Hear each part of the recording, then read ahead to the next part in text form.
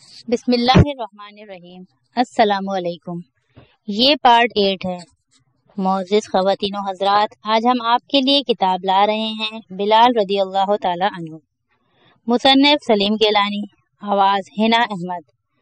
معزز خواتین و حضرات، یہ کتاب آپ کے لیے بک شیئر پاکستان آڈیو لائبریری کی جانب سے پیش کی جا رہی ہے۔ دیگر معلومات اور کتابوں کے لیے موبائل نمبر 0300291960 یا واٹس ایپ نمبر 0333249573 پر رابطہ کریں۔ یہ کتاب آپ کے لیے علی رضا صاحب نے اسپانسر کی ہے۔ اس کتاب کے ٹوٹل صفحات 410 ہیں۔ تو آئیے سنتے ہیں پارٹ 8 صفحہ نمبر 139 سے۔ اس منصب کا وہ اتنی شدت سے متمنی تھا کہ اس کے لیے سب کچھ کر گزرنے کو تیار رہتا تھا۔ وہ صاحب ثروت تھا، مگر اپنی دولت کی ایک ایک پائی اور اپنا سارا وقت اپنی ذاتی شہرت اور نیک نامی حاصل کرنے پر خرچ کرتا تھا۔ یہی اس کی مہمان نوازی اور سخاوت کا پس منظر تھا، یہی اس کی میل ملاقات۔ قریش کے مذہبی عقائد کا وہ پابند ضرور تھا، لیکن ان کا تحفظ اس کے نزدیک اتنا اہم نہیں تھا جتنا کہ اپنے تقرر اعلیٰ کے لیے فضا ہموار کرنے کا کام۔ وہ اکثر اپنے ہم منصبوں کی ضیافت کا اہتمام کیا کرتا تھا، مگر مہمان نوازی کی عظیم عرب روایات کے سلسلے میں نہیں، محض اس لیے کہ قریش کے سرداروں میں اثر رسوخ رہے۔ دوسروں کے کام آنے میں بھی اس کا بنیادی مقصد یہی تھا کہ صاحب الرائے حضرات میں اس کی ساکھ بڑھے اور وقت آنے پر ان کی رائے اس کے حق میں ہو۔ ذاتی کردار اس کا یہ تھا کہ شہر کی ہر سازش اس کے ذہن سے شروع ہوتی تھی۔ بڑوں سے اس کا رویہ خوشامدانہ تھا، ہم مرتبت لوگوں سے مصالحانہ اور کم حیثیت افراد سے معاندانہ بلکہ صفاقانہ۔ سارے مکے میں وہ ظلم و تشدد کی علامت بنا ہوا تھا۔ مخالفین سے نمٹنے کے لیے وہ انتہائی بے دردی کا مظاہرہ کر گزرتا تھا۔ مسلمانوں سے اس کا بیر بھی، جو اس کی پہچان بن چکا تھا، محض اس لیے نہیں تھا کہ وہ اس کے خداؤں کو جھٹلاتے تھے، بلکہ اس لیے کہ داعی اسلام محمد صلی اللہ علیہ وآلہ وسلم خاندان عبد مناف کے فرد تھے۔ ولید کی جانشینی کے معاملے میں عبد مناف کا خاندان ابو جہل کا حریف تھا۔ فیصلہ انہی دونوں میں ہونا تھا۔ ابو جہل نے اس ضمن میں بھرپور کوشش کر رکھی تھی، اور عبد مناف کے امیدواروں کے مقابلے میں دعوتوں اور مہمان نوازیوں کی وجہ سے اس کی ساکھ خاصی حد تک بہتر تھی۔ مگر محمد صلی اللہ علیہ وآلہ وسلم کے دعوی رسالت کے بعد تو اس کے پاؤں تلے سے زمین نکل گئی۔ وہ سوچنے لگا کہ اگر محمد صلی اللہ علیہ وآلہ وسلم کی روحانی پیشوائی کو قبول عام حاصل ہو گیا تو اس کی ساری عمر کی محنت اکارت جائے گی۔ عبد مناف کے امیدواروں کے مقابلے میں وہ زیادہ خرچ کر سکتا تھا، زیادہ دعوتیں کر سکتا تھا، لوگوں سے مل جل کر اپنے بارے میں ان کی رائے ہموار کر سکتا تھا، بلکہ وہ یہ سب کچھ کر بھی چکا تھا، مگر پیغمبری کے مقابلے میں وہ بالکل بے حس تھا۔ اس کے پاس کوئی توڑ نہیں تھا۔ چنانچہ اس نے تہیہ کر لیا کہ جان رہے یا جائے محمد صلی اللہ علیہ وآلہ وسلم کے دین کو کامیاب نہیں ہونے دینا۔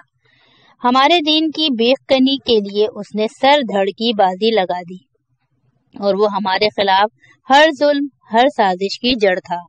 سارا دن مکے کے مختلف چھوٹے بڑے حلقوں میں اسلام کی برائیاں کرتا پھرتا تھا، عوام کو بھڑکاتا تھا، خواص کو اکساتا تھا، اور رسول کریم صلی اللہ علیہ وآلہ وسلم کی کردار کشی میں گھٹیا سے گھٹیا حرکت سے بھی دریغ نہیں کرتا تھا۔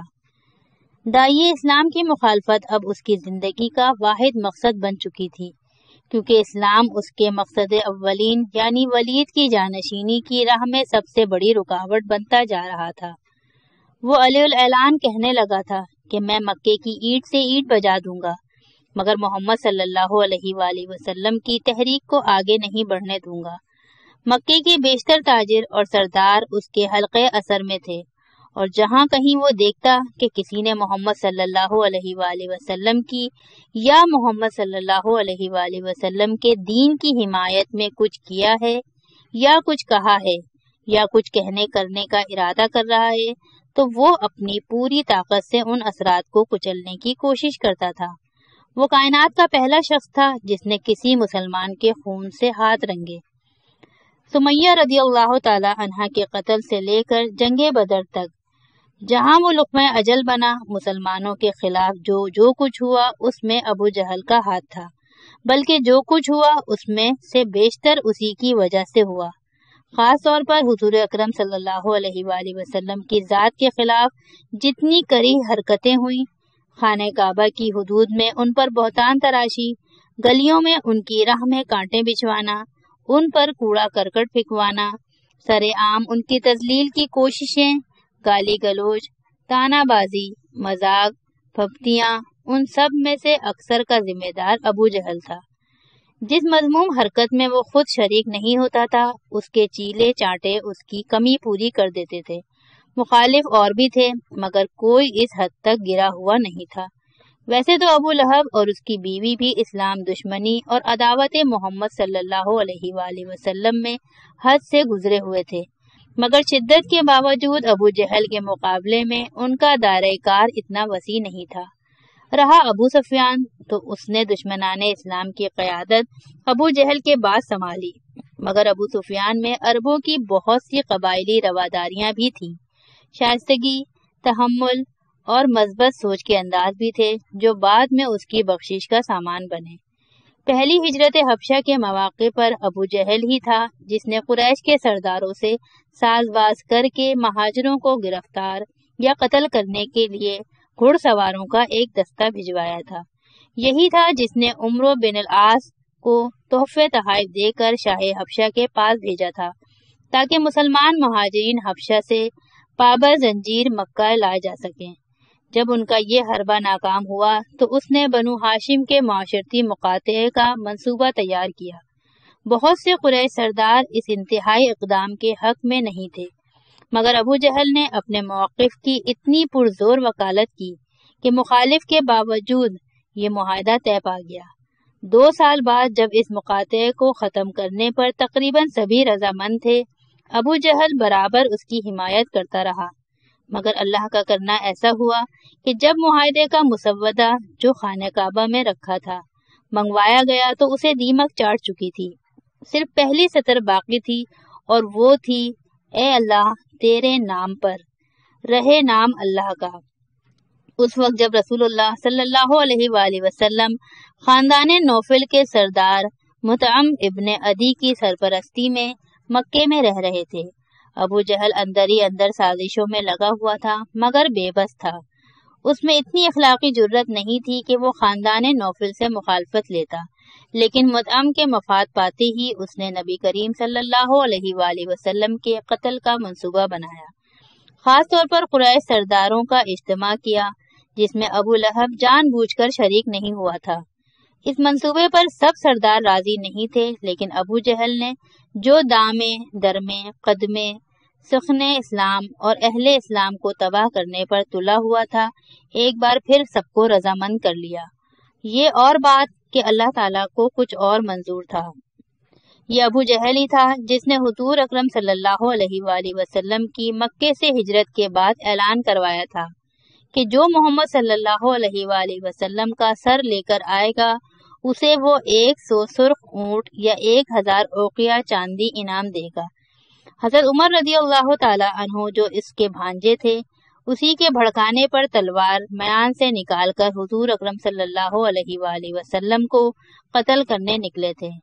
جنگ بدر کے موقع پر بھی جب خاندان اسد کے حکیم بن جزام نے جو ابھی اسلام نہیں لائے تھے عتبہ کو جنگ نہ کرنے کا مشورہ دیا تھا، اور عتبہ کچھ حد تک رضامند بھی ہو گیا تھا۔ یہ ابو جہل ہی تھا جس نے سب کو از سر نو بھڑکایا تھا اور جنگ پر اصرار کیا تھا۔ عتبہ کو اس نے بزدلی کے طعنے دیے تھے، یہ بھی کہا تھا کہ عتبہ جنگ سے اس لیے بھاگنا چاہتا ہے کہ اس کا بیٹا ابو حذیفہ رضی اللہ تعالی عنہ مسلمانوں کی طرف سے صف آ رہا ہے۔ ابو جہل کو کیا خبر تھی کہ اس جنگ میں خود اس کے ساتھ کیا ہونے والا ہے۔ جنگ کی شہ دینے کے باوجود جہاں نبرد آزمائی کے لیے عتبہ، شیبہ اور ولید صفوں سے نکل کر باہر آئے، ابو جہل نے ایسی کسی شخصی شجاعت کا مظاہرہ نہیں کیا۔ مردم آزادی اور ایذا رسانی کو ابو جہل نے ایک فن بنا رکھا تھا۔ اگر کوئی نو مسلم کسی طاقتور قبیلے یا مقتدر خاندان کی پشت پناہی میں ہے تو وہ صرف اس پر اکتفا کرتا تھا کہ اس کی توہین کرے، اس پر آواز کسے، اسے برے نتائج کی دھمکیاں دے اور اس کا مذاق اڑائے۔ اگر کوئی کھاتا پیتا تاجر اسلام لے آتا تو ابو جہل فوراً سارے شہر کو اکٹھا کر کے اس کے ساتھ لین دین بند کرا دیتا، یہاں تک کہ وہ اقتصادی طور پر برباد ہو جاتا۔ اگر دائرۂ اسلام میں داخل ہونے والا کوئی غریب بے نوا ہوتا جسے کسی کی سرپرستی حاصل نہ ہوتی، یا وہ اس کے اپنے خاندان مخزومی کا کوئی کمزور فرد ہوتا، تو ابو جہل اس پر ایسے ایسے مظالم ڈھاتا کہ روح کانپ اٹھتی۔ خود تو جو کرتا تھا اپنے تعلقات کی بنا پر دوسرے سرداروں کو بھی اکساتا تھا کہ وہ بھی اپنے اپنے حلقہ اختیار میں یہی حکمت عملی اختیار کریں۔ مجھ ضعیف آدمی سے اگر کوئی کہے کہ ابو جہل کی شخصیت کا 4 الفاظ میں احاطہ کرو تو میں کہوں گا: تکبر، سازش، خود غرضی اور شقاوت۔ اس کی فکر میں شر تھا، اس کی زبان میں زہر بھرا تھا، اس کے لہجے میں کمینگی تھی، اس کے تن سے آگ برستی تھی، بات کرتا تھا تو لگتا تھا تیزاب کے چھینٹے اڑ رہے ہیں۔ میری اپنی پرورش تو ایک غلام بچے کی طرح ہوئی تھی، لیکن ان بوڑھی آنکھوں نے دنیا دیکھی ہے۔ اگر ہم ابو جہل کو عربوں اور خصوصاً قریش مکہ کی روایات اور اقدار کی کسوٹی پر پرکھیں تب بھی اس کی شخصیت میں بہت سے جھول ملیں گے۔ اشراف مکہ غیرت کے پتلے تھے، حمیت پر جان دیتے تھے، مگر ابو جہل کی وجہ شہرت یہ نہیں تھی۔ ایک دن محمد صلی اللہ علیہ وآلہ وسلم خانہ کعبہ کا طواف کرنے گئے۔ ابو جہل اپنے حواریوں سمیت حتیم کے پاس بیٹھا تھا۔ محمد صلی اللہ علیہ وآلہ وسلم نے حجر اسود کو بوسہ دیا اور طواف کا پہلا چکر شروع کیا۔ جب وہ حتیم کے پاس سے گزرے تو ابو جہل نے ان پر پھپتی کسی، جس پر اس کے سارے حواری کھلکھلا کر ہنس پڑے۔ رسالت مآب صلی اللہ علیہ وآلہ وسلم کے چہرے سے پتہ چلتا تھا کہ انہوں نے اس کی ہرزہ سرائی سن لی ہے، مگر وہ اپنے طواف میں مشغول رہے۔ دوسرے چکر میں جب وہ پھر حتیم کے پاس سے گزرے تو ابو جہل نے پہلے سے بھی زیادہ بدتمیزی کی۔ اس بار پہلے سے بھی زیادہ زوردار قہقہا بلند ہوا۔ اس بار بھی نبی کریم صلی اللہ علیہ وآلہ وسلم خاموشی سے گزر گئے اور اپنا طواف جاری رکھا، لیکن جب سرور دو عالم صلی اللہ علیہ وآلہ وسلم تیسرے چکر میں حتیم کے پاس سے گزرے اور ابو جہل نے ویسے ہی تضحیک آمیز الفاظ کہے تو رسول اللہ صلی اللہ علیہ وآلہ وسلم رک گئے اور ابو جہل کی ٹولی سے مخاطب ہو کے کہا: سنو قریش کے لوگوں، میں اس ذات باری کے نام پر جس کے قبضے قدرت میں میری جان ہے تم کو کشت و خون کی وعید سناتا ہوں۔ ان الفاظ نے اور جس لہجے میں وہ کہے گئے ابو جہل اور اس کے حواریوں کو سحر زدہ کر دیا۔ نہ کوئی اپنی جگہ سے ہلا اور نہ کسی کو بولنے کی جرت ہوئی۔ یہ تو تھا غیرت اور حمیت کا معاملہ۔ رہی شجاعت تو اس کا مظاہرہ بھی آپ کے سامنے ہے۔ حمزہ رضی اللہ تعالی عنہ کی کمان کی ضرب کھا کر ابو جہل کس قدر خوفزدہ ہوا تھا، اور جب حمزہ رضی اللہ تعالی عنہ نے اس مقابلے کی دعوت دی تو اس کی آنکھ تک اوپر نہیں اٹھائی۔ ابو جہل لڑتا کم، لڑواتا زیادہ تھا۔ اس کی اصل طاقت اس کا سازشی ذہن تھا، اور سازش اور شجاعت کا کبھی میل نہیں ہوتا۔ ابو جہل کے بارے میں اور میرے جیسے زخم خوردہ یہی کہہ سکتے ہیں کہ اس میں منافقت کے علاوہ ہر برائی موجود تھی۔ مصیبت پر مصیبت۔ ویسے تو ہماری زندگی تھی ہی غموں سے عبارت، لیکن ایک سال ہمارے لیے ایسا چڑھا تھا جو ہمارے لیے بڑی تکلیفیں لے کر آیا تھا۔ اذیتوں کے پہاڑ ٹوٹ پڑے تھے۔ یہ عام الحزن کہلاتا ہے، غم و اندوہ کا سال۔ اس سال ہماری پریشانیاں اس حد تک بڑھ گئی تھیں کہ ہمارا دین تک اس کی زد میں آ گیا تھا۔ ہم آسمانوں کی طرف نظریں اٹھا اٹھا کر دیکھتے تھے اور پوچھتے تھے، یا اللہ، ہمیں کن گناہوں کی سزا مل رہی ہے؟ نبوت کے 6 سال میں ہماری تعداد بڑھتے بڑھتے 100 تک پہنچ گئی تھی۔ دنیا کی آبادی میں 100 کی کیا حیثیت ہے؟ لیکن ایک وقت ایسا بھی تھا جب ہم صرف 10 تھے۔ آج دمشق میں میرے عہد ضعیفی کی سب سے بڑی خوشی یہ ہے کہ میں اپنے برآمدے میں بیٹھا اپنی چھڑی کی مٹھی پر تھوڑی ٹکائے باہر سڑک پر مسلمانوں کے آتے جاتے ہجوم دیکھتا رہتا ہوں۔ 30 سال پہلے ہماری تعداد اتنی تھی کہ ہم ایک چراغ کے گرد جمع ہو سکتے تھے۔ اب اللہ تعالیٰ نے ہم میں سے ہر ایک کو 10-10 لاکھ سے ضرب دے دی تھی۔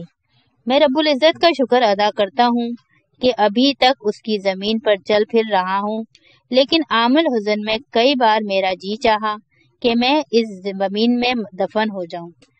پہلے ام المومنین حضرت خدیجہ رضی اللہ تعالی عنہا کا انتقال ہوا۔ 25 سال تک وہ رسول اللہ صلی اللہ علیہ وآلہ وسلم کی رفیق حیات رہیں اور ان کی مشیر، ان کے بچوں کی ماں علی رضی اللہ تعالی عنہ اور زید رضی اللہ تعالی عنہ سمیت، اور جیسا کہ میں پہلے بتا چکا ہوں، ایک وقت وہ تھا جب اول المسلمون یعنی رسول اللہ صلی اللہ علیہ وآلہ وسلم کے علاوہ دنیا میں صرف ایک مسلمان تھا، اور وہ حضرت خدیجہ رضی اللہ تعالی عنہا تھیں۔ اولین نزول وحی کی رات جب رسول کریم صلی اللہ علیہ وآلہ وسلم انتہائی کرب و تذبذب کے عالم میں تھے، حضرت خدیجہ رضی اللہ تعالی عنہا ہی تھیں جنہوں نے انہیں دلاسا دیا۔ بعثت کے پہلے انہوں نے اپنی ساری دولت حضور اکرم صلی اللہ علیہ وآلہ وسلم کے قدموں میں ڈال دی تھی کہ وہ اسے جس طرح چاہیں خرچ کریں۔ خود اپنی ذات میں وہ ام المومنین تھیں۔ حضرت خدیجہ رضی اللہ تعالی عنہا اچانک بیمار پڑی اور اسی دن انتقال کر گئیں۔ رات سے پہلے انہیں دفن بھی کر دیا گیا۔ عالم اسلام سے اسلام کی اولین شہادت ایک دن میں نظروں سے اوجھل ہو گئی۔ اس کے بعد ابو طالب کا انتقال ہو گیا۔ ان کی ساری زندگی کا احاطہ کیا جائے تو 2 لفظ ابھر کر سامنے آتے ہیں: محبت اور ناکامی۔ انہیں نبی اکرم صلی اللہ علیہ وآلہ وسلم سے بے حد پیار تھا، لیکن پھر بھی ان کی وفات حالت ایمان میں نہیں ہوئی۔ وہ اپنے مردہ اجداد کے مردہ مذہب کا طوق بھی گلے سے اتار کر نہ پھینک سکے۔ ان کی تربیت ہی ایسی پختہ ہوئی تھی۔ اس کے باوجود وہ رسول اللہ صلی اللہ علیہ وآلہ وسلم کا بہت بڑا سہارا تھے۔ میں سمجھتا ہوں رب حکیم نے خود انہیں اس حالت میں رکھنا مناسب سمجھا تھا تاکہ وہ ظلمت کے پردے میں رہ کر نور کی بہتر خدمت انجام دے سکیں۔ اگر ابو طالب ہم میں شامل ہو جاتے تو کفار انہیں بھی ہمارے زمرے میں شمار کر لیتے اور ان کی کسی مشورے کو قابل اعتنا نہ سمجھتے۔ ان کی نظروں میں شاید ان کی غیر جانبدار حیثیت ختم ہو جاتی اور وہ اسلام اور مسلمانوں کی کسی اعانت کے قابل نہ رہتے۔ ان میں سے ایک ہونے کی حیثیت سے وہ ہمارے لیے 2 کے برابر تھے۔ آپ سوچتے ہوں گے کہ میں الہاد کی باتیں کر رہا ہوں، اللہ تعالیٰ مجھے معاف کرے۔ ابو طالب کی شدید علالت کی خبر ملی تو قریش کے سردار عیادت کے لیے پہنچے۔ ابو جہل، عتبہ، اس کا بھائی شیبہ، ابو سفیان وغیرہ۔ انہوں نے بستر مرگ پر لیٹے ابو طالب سے کہا: ابو طالب، تمہیں معلوم ہے ہم تمہارا کتنا احترام کرتے ہیں۔ تمہاری علالت کی وجہ سے ہم سب بہت فکر مند ہیں۔ تمہیں یہ بھی معلوم ہے کہ تمہارے بھتیجے سے ہمارے مراسم کیسے ہیں۔ ہم یہ چاہتے ہیں کہ تم اسے بلواؤ، ایک تحفہ تم ہم سے لو اس کے لیے اور ایک تحفہ اس سے لے کر ہمیں دو، تاکہ وہ اپنی جگہ خوش رہے، ہم اپنی جگہ خوش۔ ابو طالب نے کسی کو کہا کہ وہ محمد صلی اللہ علیہ وآلہ وسلم کو بلا لائے۔ جو ساتھ ہی کے کمرے میں تھے وہ آ گئے اور چچا کے پلنگ کے ساتھ کھڑے ہو گئے، یوں کہ پلنگ کے ایک طرف وہ تھے اور دوسری طرف ان کے سامنے سرداران قریش۔ ابو طالب نے نہایت نقاہت بھری آواز میں کہا: قریش کے سردار تمہیں کچھ دینے اور تم سے کچھ لینے آئے ہیں۔ رسول اکرم صلی اللہ علیہ وآلہ وسلم نے کہا: ضرور، یہ لوگ صرف ایک لفظ کہہ دیں جس کے بعد عرب و عجم دونوں ان کے زیر نگی ہوں گے۔ ابو جہل بولا: یہ بات ہے تو ہم 10 لفظ کہہ دیتے ہیں، بتاؤ کیا کہنا ہے۔ حضور صلی اللہ علیہ وآلہ وسلم نے فرمایا: صرف اتنا کہ اللہ ایک ہے اور اس کا کوئی شریک نہیں۔ ابو سفیان نے کہا: محمد، عقل سے کام لو، اتنے سارے خداؤں کا ایک خدا بناتے رہتے ہو۔ اللہ کے رسول صلی اللہ علیہ وآلہ وسلم کے لیے بت پرستی سے مصالحت ممکن نہ تھی۔ کم و بیش یہی صورتحال مخالفین اسلام کی تھی۔ وہ بھی اپنے خداؤں کے خلاف کچھ سننے کو تیار نہ تھے۔ محمد صلی اللہ علیہ وآلہ وسلم نے جیسے ہی دوبارہ بات شروع کی، سب نے کانوں میں انگلیاں ٹھونس لیں اور بڑبڑاتے ہوئے رخصت ہو گئے۔ اسی شور شرابے میں ابو طالب نے دم دے دیا اور وہ اپنے دل پر اس آخری کوشش کی ناکامی کا داغ لے کر اس دنیا سے رخصت ہو گئے۔ ابو طالب کی وفات کے بعد حضور اکرم صلی اللہ علیہ وآلہ وسلم کا نہایت کمینہ دشمن ابو لہب خاندان بنو ہاشم کا سردار بن گیا۔ اہل مکہ کی اسلام دشمنی میں مزید شدت آ گئی۔ سردار بنو ہاشم کی حیثیت سے اس نے رسول اللہ صلی اللہ علیہ وآلہ وسلم کی پشت پناہی تو برقرار رکھی، لیکن محض برائے نام۔ وہ سارا دن مکے میں دندناتا پھرتا تھا۔ صبح و شام موقع بے موقع لات، منات اور عزا کی تعریفیں کرتے اس کا منہ نہیں تھکتا تھا۔ اس کی اسلام دشمنی میں ذرا بھی کمی آتی تو ابو جہل اسے اکساتا اور نفرت کے بخار کو کم نہ ہونے دیتا۔ بدبخت ابو لہب لات و منات کی عبادت اس کے کسی کام نہ آئی اور بالآخر وہ اپنے ہی غصے کی آگ میں جل کر بھسم ہو گیا۔ موت کے وقت وہ ایسی بیماری میں مبتلا تھا جس سے اس کا چہرہ پھول کر پہلے سے بھی زیادہ سرخ ہو گیا تھا، اور آج اس کی روح جہنم کی آگ میں سب کے لیے عبرت کا سامان بنی ہوئی ہے۔ اس نے اپنی زندگی ہی میں اللہ کی طرف سے اپنے جہنمی ہونے کی وعید سن لی تھی۔ سورہ لہب میں اللہ تعالیٰ کا ارشاد ہے، ابو لہب کے ہاتھ ٹوٹ گئے اور وہ برباد ہو گیا۔ نہ اس کا مال اس کے کام آیا، نہ اس کی کمائی۔ وہ ایک شعلہ زن آگ میں پڑے گا، وہ بھی اور اس کی بیوی بھی، لکڑیاں لاد کر لانے والی۔ اس کی گردن میں رسی پڑی ہوگی، خوب بٹی ہوئی۔ ابو لہب کی بیوی ام جمیل بھی اس کی طرح بد تھی۔ مجھے یاد ہے میں بچہ تھا اور ام جمیل چھتری لے کر غلاموں کی سزائیں دیکھنے آیا کرتی تھی۔ یہ وہ ہولناک مناظر تھے جن کو دیکھنے کا حوصلہ مردوں میں بھی نہیں ہوتا تھا۔ مجھے اس سے خوف آتا تھا۔ بعد میں وہ خاردار جھاڑیوں کی گٹریاں باندھ کر حضور اکرم صلی اللہ علیہ وآلہ وسلم کے گھر کے سامنے جلایا کرتی تھی۔ اسلام دشمنی کی قدر مشترک ہی کی مناسبت سے باری تعالیٰ نے میاں بیوی کو جہنم میں بھی ایک دوسرے کے ساتھ رکھا۔ مجھے ان پر افسوس ہے۔ ان بد نصیبوں کی واحد فضیلت یہ تھی کہ انہوں نے رسول اللہ صلی اللہ علیہ وآلہ وسلم کا زمانہ دیکھا تھا۔ آج میں سوچتا ہوں کہ ابو لہب اپنے بارے میں قرآن کریم کے واضح ارشاد کے بعد اگر چاہتا تو اس صحیفہ آسمانی کو باطل ثابت کرنے کے لیے منافقت ہی میں اسلام لے آتا۔ وہ سایت کے بعد کئی سال زندہ رہا، مگر اس سارے عرصے میں اسے ایک لمحے کے لیے بھی یہ نکتہ نہ سوجھا، کیونکہ اگر وہ ایسا کر لیتا تو اس سے قرآن حکیم کی آیات مقدسہ کی بدرجہ اتم نفی ہو جاتی، اور اس سے بڑی اس کی خواہش کیا ہو سکتی تھی۔ مگر اس کو جو اسلام دشمنی میں سب کچھ کر گزرنے پر تیار رہتا تھا، یہ توفیق نہ ہوئی اور قرآن حکیم کی اصلی سچائی قائم و دائم رہی۔ ابو بکر صدیق رضی اللہ تعالی عنہ کی آزمائش۔ مکے میں زندگی گزارنا اب پہلے سے بہت زیادہ مشکل ہو گیا تھا، اور ان کے لیے تو تقریباً ناممکن، جن کا کوئی والی وارث نہیں تھا۔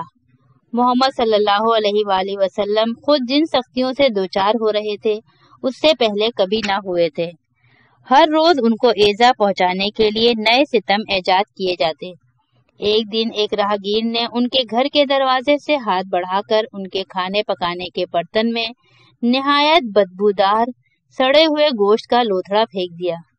ایک دن وہ اپنے گھر میں عبادت کر رہے تھے کہ عبد الشمس کے عقبہ نے، جو عثمان رضی اللہ تعالی عنہ بن عفان کا سوتیلا باپ تھا، خون اور غلاظت سے آلودہ بھیڑ کی اوجڑی ان پر پھینک دی۔ وہ اسی حالت میں اس غلیظ اوجڑی کی ایک چھڑی کے سرے پر لٹکا کر باہر لائے اور اپنے گھر کے دروازے کے سامنے کھڑے ہو کر زور زور سے پکارا، اے عبد مناف کے بیٹوں، دیکھو، کیا اسی کو پشت پناہی کہتے ہیں؟ ایک دن وہ کعبے سے گھر آ رہے تھے کہ کسی نے شخص نے زمین سے خاک اٹھا کر ان کے چہرے پر پھینک دی۔ منہ، سر، آنکھیں سب مٹی میں اٹ گئیں۔ وہ اس ناہنجار کو دیکھ بھی نہ پائے۔ کئی بار گلیوں میں ان پر اوپر کی منزلوں سے کوڑا پھینکا گیا۔ میرے محسن ابو بکر کا حال بھی ہر درجہ ناگفتنی تھا۔ اسلام لانے سے پہلے وہ مکے کی ایک نہایت با اثر اور بارسوخ شخصیت تھے۔ یہ ٹھیک ہے کہ حمزہ اور عمر کی طرح لوگ ان سے خائف نہیں تھے، لیکن ان کے روحانی مرتبے اور خوش اخلاقی کی وجہ سے سارے شہر میں ان کا بڑا احترام تھا۔ اسلام لانے کی دیر تھی کہ شہر کا شہر ان کا دشمن ہو گیا، اور لوگ بھی مسلمان ہوئے تھے اور وہ سب دشمن ہی شمار کیے جاتے تھے۔ لیکن ابو بکر سے انہیں زیادہ قداس اس لیے تھی کہ وہ نہ صرف خود مسلمان ہو گئے تھے، بلکہ انہوں نے بقول قریش اور بھی بہت سے لوگوں کو ورغلایا تھا۔ اسود بن نوفل کے اسلام لانے کے بعد تو ابو بکر کے خلاف نفرت کی شدت بہت بڑھ گئی تھی۔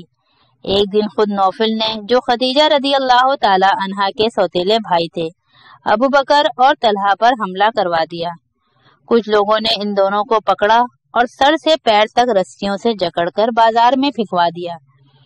یہ سب کچھ سب کے سامنے سرے بازار ہوتا رہا، مگر ابو بکر رضی اللہ تعالی عنہ کے اپنے قبیلے تیم کے کسی فرد نے اسد قبیلے والوں سے مزاحمت نہیں کی اور کھڑے کھڑے تماشا دیکھتے رہے۔ اس کا مطلب یہ تھا کہ انہوں نے بھی اپنے قبیلے کے ان دو سربراہ آوردہ لوگوں کو اسلام لانے کی بنا پر اپنی حمایت سے خارج کر دیا تھا۔ ایسے اور بھی کئی حادثے ہوئے۔ میرا سابقہ آقا امیہ تو ابو بکر پر ادھار کھائے بیٹھا تھا۔ بنو جمعہ کے محلے میں ابو بکر رضی اللہ تعالی عنہ کا گھر اس کے گھر کے پاس ہی تھا۔ آئے دن آتے جاتے کوئی نہ کوئی شرارت کرتا رہتا تھا۔ آخر ایک دن ابو بکر رضی اللہ تعالی عنہ نے بھی حضور اکرم صلی اللہ علیہ وآلہ وسلم کی اجازت سے حبشہ ہجرت کر جانے کا فیصلہ کر لیا۔ ابو بکر بحیرہ احمر کے سفر کے لیے مکے سے روانہ ہوئے تو راستے میں ان کی ملاقات ابن دغنہ سے ہوئی، جو مکے سے تھوڑی دور صحرا میں چند چھوٹے چھوٹے قبیلوں کا مشترکہ سردار تھا اور ابو بکر سے اچھی طرح واقف تھا۔ اس نے مکے میں ان کی بڑی شان و شوکت دیکھی تھی۔ انہیں اس طرح حال سے بے حال دیکھ کر اس سے نہ رہا گیا۔ اس کے متعدد سوالوں کے جواب میں ابو بکر نے صرف یہی کہا کہ مجھ پر میرے شہر والوں نے بہت ستم ڈھائے ہیں اور میں مجبور ہو کر مکے سے نکل آیا ہوں۔ اب میری یہی تمنا ہے کہ میں زندگی کے باقی دن کہیں یاد الہی میں گزار دوں۔ ابن دغنہ نے حیران ہو کر پوچھا، ایسا کیسے ہو گیا ابن ابو قحافہ؟ تم تو اپنے قبیلے کے سر کا تاج ہو، راست باز، بے بسوں کے مددگار، غریبوں اور مسکینوں کے غمگسار، تمہارے ساتھ ایسا کیوں ہوا؟ تم واقف مکے چلو میرے ساتھ میری پشت پناہی میں۔ مکے والوں کا اس بدوی سردار کا بڑا لحاظ تھا۔ انہوں نے اس کی پشت پناہی کو تسلیم تو کر لیا، لیکن ساتھ ہی ایک شرط بھی رکھ دی، وہ یہ کہ ابو بکر رضی اللہ تعالی عنہ اپنا اسلام اور اپنی عبادتیں اپنے گھر ہی میں رکھیں، شہر کے بچوں بچیوں کو گمراہ نہ کریں۔ ابن دغنہ نے بھی اسی بات پر زور دیا تو ابو بکر نے اس کی پناہ واپس کر دی۔ سب سے برا دن۔ رسول کریم صلی اللہ علیہ وآلہ وسلم کی تبلیغ پر پابندی لگا دی گئی تھی۔ انہیں کسی اجتماع سے خطاب کرنے کی اجازت نہ تھی۔ یہ مشرکین مکہ کے سرداروں کا فیصلہ تھا۔ اس صورتحال میں وہ خود بھی مکے سے ہجرت کر کے کسی اور شہر جا بسنے کے بارے میں سوچنے لگے تھے۔ کوئی ایسا شہر جہاں کے لوگوں کے دل اتنے سخت نہ ہوں، نفرتیں اتنی گہری نہ ہوں، غصے میں اتنی شدت نہ ہو۔ وہ جو خالق کائنات کے اتنے پیارے تھے، مکے کے گلی کوچوں میں ایک پل کے لیے بھی محفوظ نہیں تھے۔ وہ اکثر سوچا کرتے تھے کہ وہ طائف چلے جائیں۔ مکے سے جنوب میں ایک سرسبز پرفضا شہر جو ایک پہاڑی پر آباد تھا، صحرا کی جھلسا دینے والی حدت سے دور، پھلوں، باغوں، شہد کی مکھیوں اور تتلیوں کا شہر۔ اس شہر میں لات کی پرستش ہوتی تھی۔ آخر ایک دن انہوں نے طائف کے لیے رخت سفر باندھ لیا۔ طائف مکے سے 70 میل دور تھا اور حضور صلی اللہ علیہ وآلہ وسلم زید رضی اللہ تعالی عنہ کو ساتھ لے کر پیادہ وہاں سے لیے روانہ ہو گئے۔ مکے کا یہ تاجر جو ایک زمانے میں کئی تیز رفتار اونٹوں کا مالک تھا، آج اللہ کی راہ میں خرچ کر کر کے اتنا مفلس ہو گیا تھا کہ اس کے پاس سفر کے لیے کوئی سواری نہیں تھی۔ کتاب بلال رضی اللہ تعالی عنہ کا پارٹ 8 صفحہ نمبر 155 پر اختتام پذیر ہوتا ہے۔ بقیہ پارٹ نمبر 9 صفحہ نمبر 156 پر سماعت فرمائیے۔